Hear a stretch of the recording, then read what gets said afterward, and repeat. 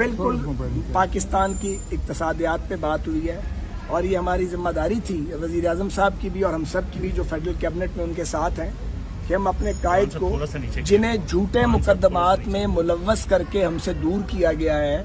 जिन्हें गलत तौर पे कैद में डाला गया है, हम उनके पास आते और आके उनसे रहनुमाई लेते। हमारे सेशन बड़े लेंथी सेशन थे और हमने बड़ी तफसील के साथ जो घाव लगाया है, जो जख्म लगाया है इमरान खान की हुकूमत ने पाकिस्तानियों को, जो माशी तबाही की है, उस पर बात की है, उसके सोल्यूशंस भी डिस्कस किए हैं। इसके साथ साथ हमने इस बात पर भी बात की है कि किस अंदाज में मुल्क और कौम को तकसीम दर तकसीम करने की कोशिश की जा रही है। और ये जो मंत्रा बनाने की इमरान कोशिश कर रहा है, पहले मजहब कार्ड से खेलता रहा, फिर करप्शन कार्ड से खेलता रहा, वो दोनों पिट गए तो गद्दारी कार्ड से उसने खेलना शुरू कर दिया है। ये दुरुस्त नहीं है। और जो अभी एक सवाल था कि कॉर्नर नजर आ रहे हैं आपको, बहुत जल्द हम फॉरवर्ड पोजीशन में खेलते नजर